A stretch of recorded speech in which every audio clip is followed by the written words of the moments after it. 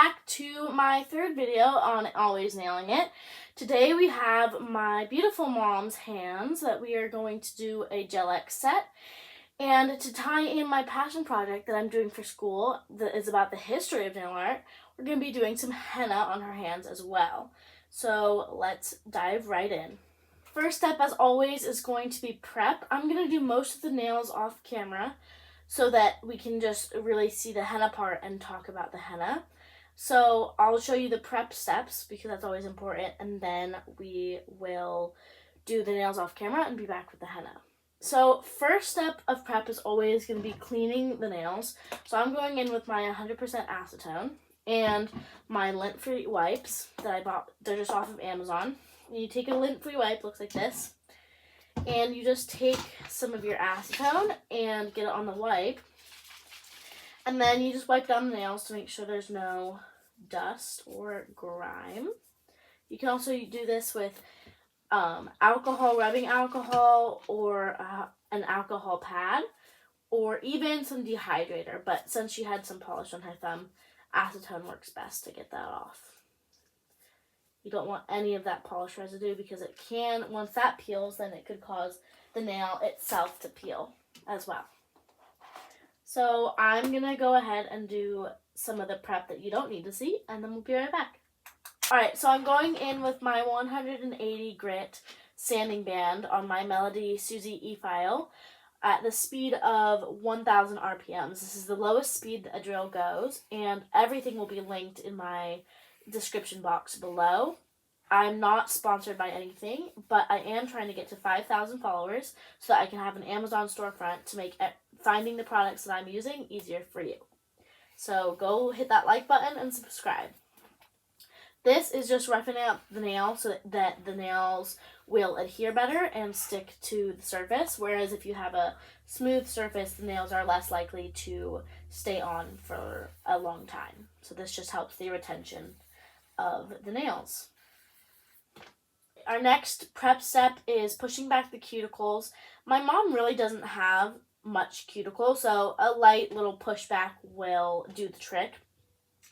Usually I would go in with my drill with my cuticle bits, but I don't feel the need to do that today. I might go in with a little bit to clean off the nail plate, but I think she's okay for now.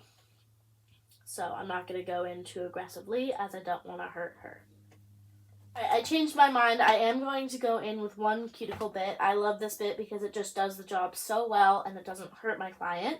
So this is just a metal ball bit. I don't really know what it's called, but I'm going to go in at the speed of 1,000 RPMs on my drill. And you just lightly go over the cuticles like this, and it just gets all the dead skin off without hurting your client, and it's the easiest bit to use, and it actually feels kind of nice.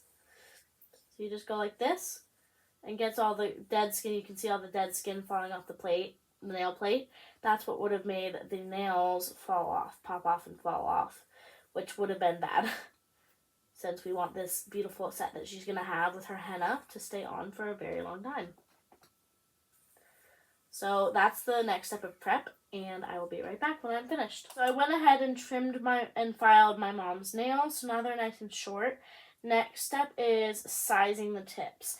So these are the tips that I'm going to be using. They're the Apres Gel X in the size extra short, and the shape is coffin. So this is my favorite Gel X brand because instead of just being plastic, their tips are actually made of gel, and so they're a lot stronger and more durable for making Gel X nails. So I'm going to go ahead and size them. To size them, you want to have the nail fit sidewall to sidewall. So these are your sidewalls of your nail, right here to here. And if you don't have the perfect size, you can always take your file and you just file the sides like this till it fits your cuticle shape and the size of your nail. I'd say you'd want to go bigger and then file down rather than have small nails, but if you have the choice of bigger or smaller, you would want to go smaller since big nails won't properly adhere to the nail and just pop off. So this is what it looks like sidewall to sidewall. You can see there's no gaps in between the fake nail and the nail. So that properly fits my mom, and the sizing is good. And so you can just lay this down like here or somewhere on your nail desk. You can see it right there. You can't really see it because it's on a white background. But you just lay out the nails, and then you have your nail sizes, and then you glue them on, which I will show you in just a moment. Okay, the next and most important step of prep is your dehydrator and primer. These smell really, really bad. I hate the smell of them.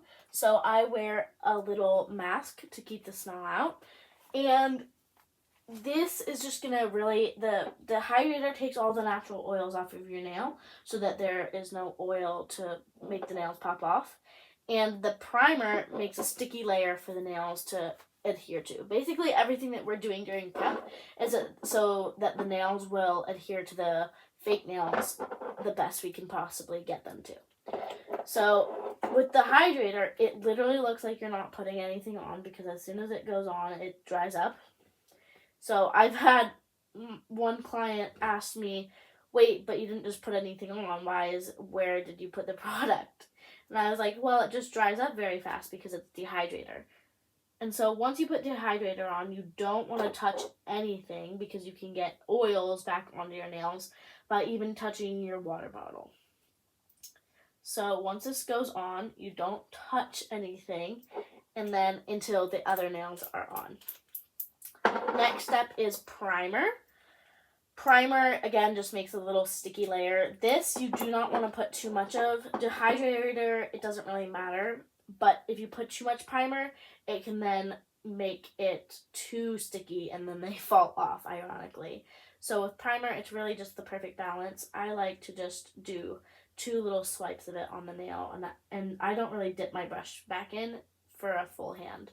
And that's just enough primer to go on the nail as we need it. So after I do that, I will be back with the tips all glued on. One thing I forgot to mention is I'm using the Jello Peel Off Base Gel. This basically, it comes with the 1 Kill Gel Remover Oil. And so you put the base coat on and then you apply the nails as normal.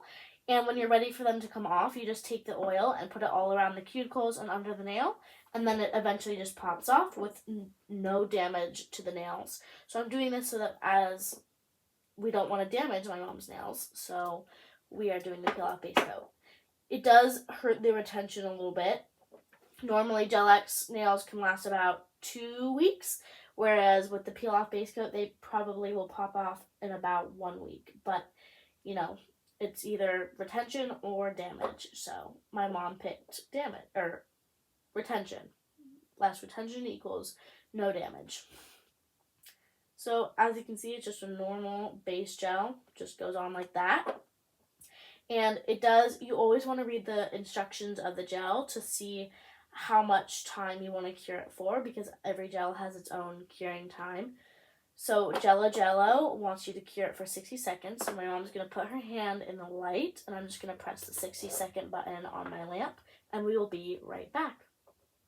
Now, another really important step is to buff the inside of the nail tip for the same reason as buffing the natural nail.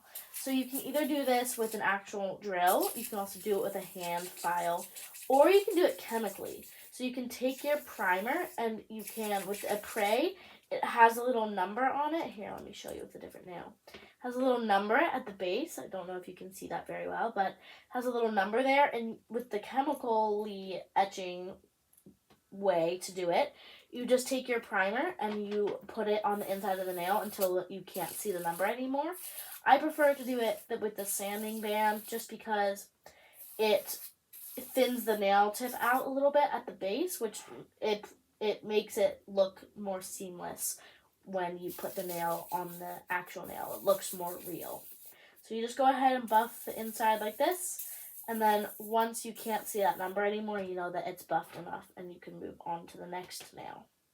So I just put all the tips on, but I wasn't paying attention because me and my mom were chatting. And I put this nail on insanely crooked. It's so crooked and it's terrible. So if you wanted to show the camera right there, it's so crooked. You can see it better if you hold the hand up, but we can't do that on camera. So that's why we have the peel off base gel, which is now actually a perfect example. I will show you how to take it off. So you take the 1 Kill Gel Remover Oil. I'm just going to back up because we're off camera. I'm going to move my lamp out of the way so that we have a clean thing to work with. And so you're just going to take the 1 Kill Gel Remover and you just take some oil in the little dropper and you do it all around the cuticle area like that. And then you put some underneath the nail and all just drenching the nail in oil. And you just let it sit, and then you can use a little toothpick. Let me find my toothpicks. It actually comes with the little toothpick things, but for today I'm going to use my metal pusher. So then once the oil has gone to sit on it for about 15 seconds, you can just go by the edges and see if there's any little gaps. And if there's not, you just do another round of oil until it gets loosened enough to come off. Underneath the nail. Underneath the nail is very important because then it actually goes into the little crevices. Alright, once it's marinated, you can just take this little wooden stick, I found it, and you just go under the nail like this. It's not ready to lift. Yeah, there we go. So you see, I've got the toothpick under the nail. You just make a little hole like that, and I don't want to pry it off. So you just take a little bit more oil, and you're going to put it in where the hole is so that it gets really under the nail. And then you can lift the hole again, like that. And then the nails are ready to pop off. And then once the nail is off, you just, just wipe down the nail, like that. No damage. All good. And the nail comes off super easy, and so if you make a mistake, you don't have to redo the whole thing and soak everything off, because that would be a pain in the booty. So there's the nail off, and now I can just redo the nail so that it's not crooked.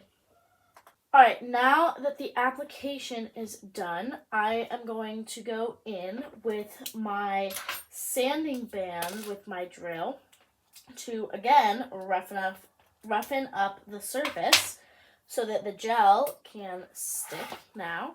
So you just lightly go like this, and you'll slowly see the shine start to go away.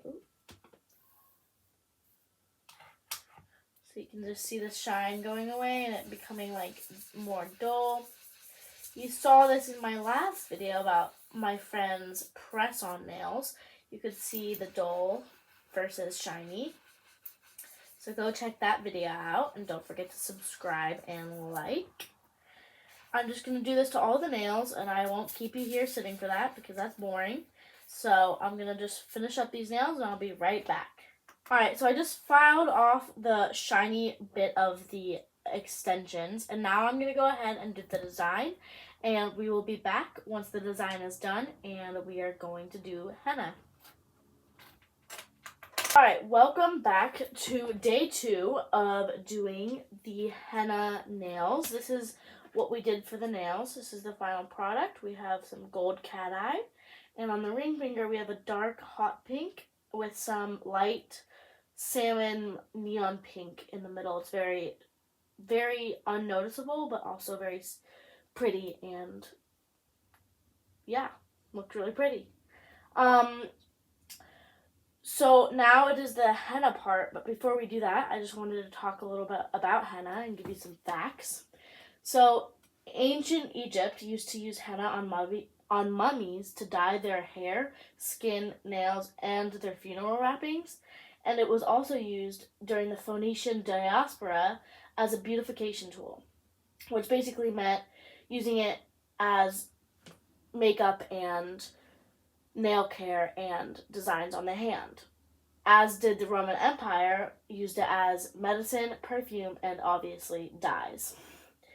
So let's get into the henna, and this is the henna that I will be using. It's on Amazon. Again, I'll be linking it down below, not sponsored or anything, but it's the premium quality zinnia cones. So let's get into it.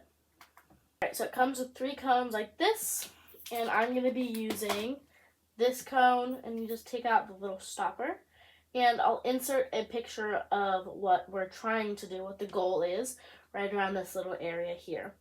I think I'm going to time-lapse most of the henna and do some talking as I time-lapse it, but I'll also show you actual footage of it so that you can see a little bit of how henna works. A cool fact that many people might not know is that Cleopatra actually used henna to dye her nails and her skin, and some of the tools that she used to do this were made out of solid gold. In fact, most of the manicure tools she used were solid gold. Along with being used for hair, skin, and nails, henna was also used as a medicinal property and healing tool. So we just finished. This is the final product. I would say this is pretty good for my first time ever doing henna. I've never done henna before, and this is a pretty intricate design.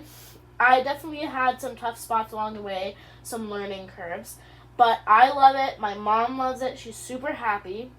One thing I did learn, though, is that it overflows quite a bit, so I did have to wipe this on my hand, but that's a good experiment to see how long. This has only been on my hand for about 20 minutes since I started the design. So let's see how much it has dyed my hands in that time. I'm taking my acetone and a lint-free wipe, and you can move your hand, Mom, thank you. And I'm just wiping it off like this, and it's just gonna kind of flake onto my desk like this. And you can see the lint pad is, or a lint-free pad is yellow, and that's kind of cool. I'm just going to take another one and see all of what it seems like. And you can also just scratch it off like this. That actually works quite better. So you just scratch it off with your fingernail like this, or you rub it off. That's my favorite way to do it, is just rubbing it off like this. And you can see it's pretty orange already. I mean, it's the lightest orange-yellow, but if we leave this on, the box suggests to leave this on for 2 to 3 hours or overnight, but we don't want this on our sheets. So we're going to leave it on for 2.5, 3 hours, and I will show you the results tomorrow after it has had 12 hours or so to darken. Thank you all so much for watching. I love you all so much, and I hope you have a great day. Love you. Bye. This is the henna in its final product. It definitely got darker to its darkest point in about 3 days, so that's how long I recommend leaving it for. My mom ended up loving it. I think it's really cool and really pretty, and I hope you loved this video. Thank you so much for watching.